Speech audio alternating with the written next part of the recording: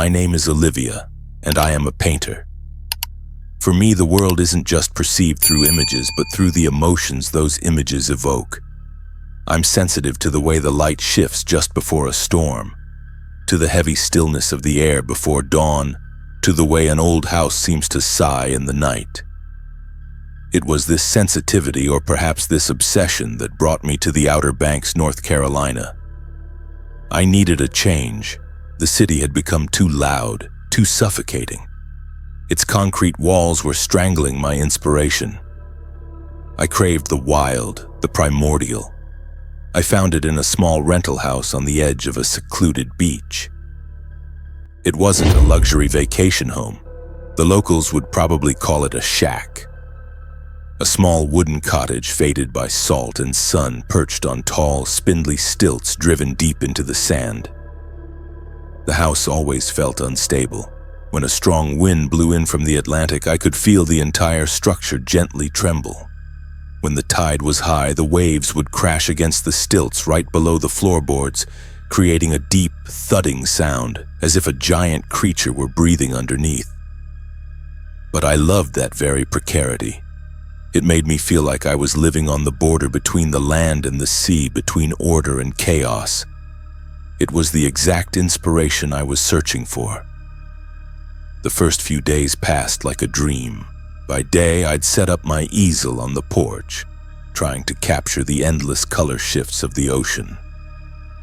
By night, I'd sit inside, listening to the symphony of wind and waves. The solitude here was absolute, but by the third night, that symphony began to include discordant notes. The silence between the gusts of wind was no longer peaceful. It became heavy, expectant. The sound of the waves was no longer a lullaby. It was more like a persistent scratching. And I began to hear a new sound, a very faint scraping rustle coming from beneath the floor. I told myself it was just the sand being shifted by the wind, or maybe some ghost crabs digging their burrows. A perfectly logical explanation. That night, exhausted after a long day of painting and breathing in the sea air, I fell into a deep sleep. And then, for the first time in years, I had sleep paralysis. The familiar, terrifying sensation washed over me. An invisible weight pressed down on my chest, suffocating my breath. My body was as rigid as a statue, yet my mind was horribly alert. I could hear the steady rhythm of the waves outside, feel the cool sea breeze slipping through a crack in the window. My eyes were wide open, fixed on the darkness of the room. Panic began to rise, but it was quickly overpowered by that sound, scrape, rustle. It was no longer beneath the floor, it was in the room with me. The sound was dry and hideous, like thousands of grains of sand being dragged across the wooden floor. My eyes darted frantically in the dark, trying to find its source. And then, I saw it. From under my bed, a shadow was slowly emerging. It was pitch black, blacker than the darkest corners of the room. It had no discernible shape, just a writhing, convulsing mass of darkness. But the most horrifying thing was the way it moved. It didn't stand upright. It crawled low to the ground, moving on long, spindly limbs made of shadow itself, like a giant, malformed spider. It moved very slowly, each movement producing that scraping sound. It crawled across the floor, heading for the foot of my bed. A silent scream was trapped in my throat. I could only lie there, helpless, and watch the unimaginable scene unfold. And then it began to climb the bed. One of its shadowy limbs reached up, placing itself on the bedspread.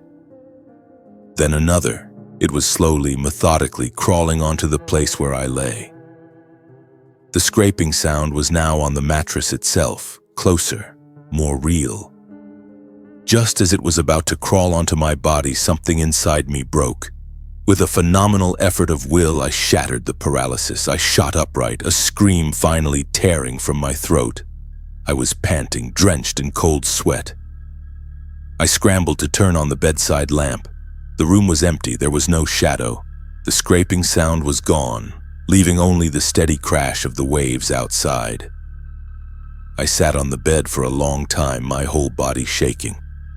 It had to be the fatigue, the isolation, the strange sounds of this new house creating a vivid nightmare. A sensitive artist's mind can sometimes play tricks on itself. I convinced myself of this, but as I lay back down, I couldn't sleep again. I just lay there listening, waiting for a familiar scraping sound. The next morning, I woke up with a feeling of exhaustion and a stubborn resolve. I would not let a nightmare, no matter how terrifying, ruin my experience. I was a strong, independent woman. I had chosen this place, and I wouldn't run away because of one bad dream. I spent the day trying to ignore what had happened. I threw open all the windows, letting the sunlight and fresh air flood the house. I played loud music. I focused on my work, trying to channel the chaos in my mind onto the canvas. The painting I made that day was full of violent colors and aggressive brushstrokes, an unconscious reflection of the previous night's horror. In the afternoon, as I was sitting on the porch sketching, I heard it again. Scratch. Scratch. Rustle. It was very faint, almost lost in the sound of the waves, but it was there, coming from directly beneath where I sat, from the dark space between the floor and the sand. This time I was wide awake. My back went rigid. I sat perfectly still, holding my breath and listening. The sound repeated, disturbingly rhythmic, as if something was circling underneath the house, dragging its claws against the wooden stilts. After a few minutes, it stopped. My rational mind tried to find an explanation. A raccoon? An opossum? But deep down, I knew it wasn't the sound of a normal animal. The sound was too dry, too deliberate. The sun began to set and a familiar dread started to creep in. I didn't want the night to come. I went inside, locking all the doors and windows. That evening, I decided I wouldn't sleep in the bedroom anymore. I pulled an armchair into the living room where I could have a clear view of the whole house and wrapped myself in a blanket, intending to stay up all night. But exhaustion eventually won. Sometime after midnight, I drifted off, and the sleep paralysis returned. This time, it came on faster, more aggressively. The paralysis seized me almost instantly, and it was already there, no longer crawling from under the bed.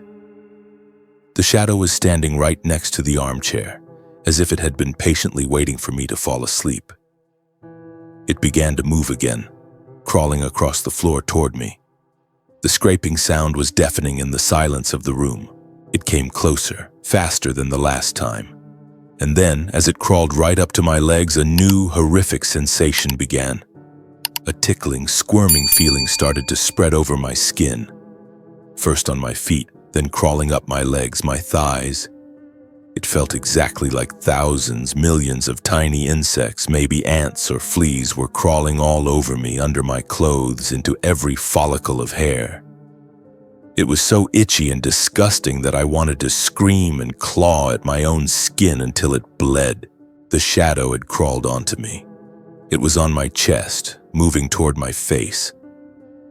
I could feel an intangible coldness from it, and the scraping sound was now right beside my ear. I squeezed my eyes shut, but the image of the writhing mass of darkness was burned into my mind.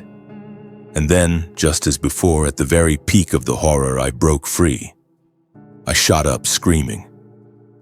My scream echoed through the empty house. The feeling of insects on my skin vanished instantly, but its disgusting memory remained. I scrambled to turn on all the lights. Nothing. The room was empty, but this time I knew I couldn't lie to myself any longer. This was not a dream. The next morning, when the sun was high, I summoned my courage and went back into the bedroom. With my heart pounding, I knelt and looked at the old pine floor beside the bed. And I saw them, the scratches. They were faint, but unmistakable. 3 parallel, shallow gouges about a hand's length running across the wood, leading out from under the bed. They looked fresh, as if made by something with sharp claws. proof. It was real, it left traces, and it was in this house with me. My fear was no longer a delusion. It was a tangible fact, and I had no idea what to do to fight it. After discovering the scratches, I started to get a little worried. One, maybe I had bumped into something without noticing, or in the worst-case scenario, the house was occupied by some tangible thing. The next day, I woke up with a single purpose: to leave. I no longer cared about the rent or inspiration. My safety was what mattered most. I began to pack my things hastily, throwing clothes and painting supplies into my suitcase. My plan was to drive to the nearest town, rent a hotel room, and never look back. But as I was packing, I turned on the weather channel on the TV. A bright red alert was flashing on the screen. A powerful nor'easter storm was forming offshore and heading straight for the Outer Banks. The authorities had issued an evacuation warning for low-lying areas. I threw my things down on the bed in anger. Damn it! Could I be this unlucky? The coastal roads, including the only one leading out of my area, were forecasted to be flooded within a few hours. I was trapped as the dark clouds began to roll in, blotting out the sky, and the first winds began to howl. The chaotic creaks of the house joined the shrieking and wailing of the wind. But amidst these natural sounds, I could still vaguely hear the scratching from under the floor. Gradually, it became more frequent, more frantic. No longer were they sporadic noises, but a continuous, furious clawing, as if a trapped animal was trying to dig its way out. And then, the sound began to move. I was huddled on the sofa, trying to find safety in my own smallness, when the scratching from underneath stopped. For a moment, there was a terrifying silence, with only the wind screaming outside. And then, I heard it again. Scrape, scratch, rustle. This time it was coming from the west wall, then the north wall. It was moving along the perimeter of the house on the outside. It had climbed up from the sand. It was crawling on the wooden walls of the house. In a panic, I grabbed my phone and began to search desperately. I typed in keywords like Outer Banks legends, North Carolina sea monsters, now shipwrecked souls. Most of the results were cheesy tourist stories. But then I found a post on a long-forgotten local folklore forum. The post told of an old mariner's legend about the Sand Scrabblers.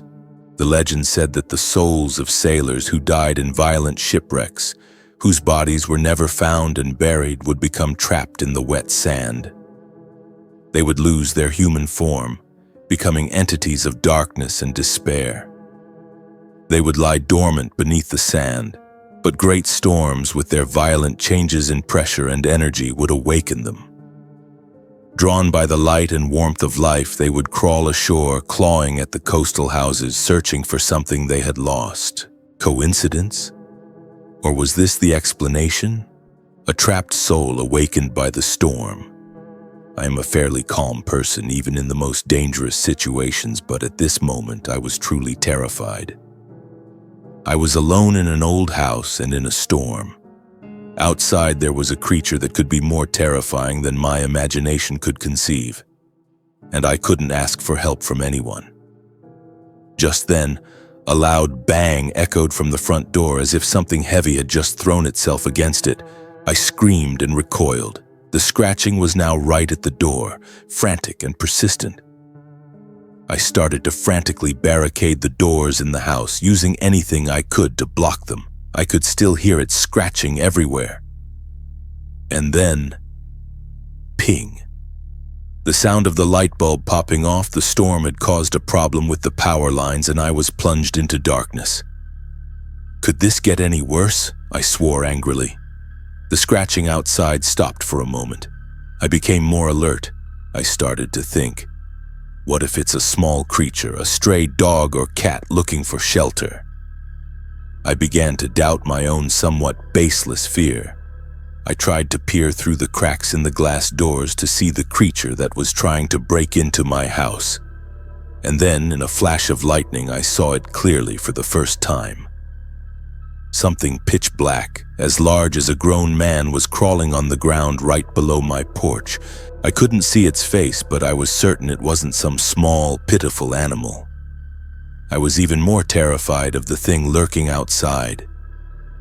I tried to sit quietly in the storm so as not to alert it. But the scratching gradually lessened. Perhaps it was starting to lose patience. And then the scratching disappeared along with the weakening of the storm. The next morning, the storm had completely passed. The sky was a cruel, brilliant blue. I didn't go outside immediately, but chose to call 911, reporting the attempted break-in by an unknown creature. However, the storm had caused many people to be in much more urgent situations than mine. I had to go out there myself, praying I wouldn't run into that terrifying creature. At least the sunlight gave me some comfort. I searched everywhere myself, but there were no strange creatures, not even a stray. Despite this, my porch steps were left with undeniable scratches, the marks of sharp claws. I didn't wait for the rescue team to come and inspect the house. I packed my belongings and left immediately. I never went back to the Outer Banks again. I moved to a city deep inland, as far away from the sea as possible. Sometimes on windy nights, I still feel like thousands of insects are crawling on my skin. And I wonder, is it still crawling out there on some beach waiting for the next storm?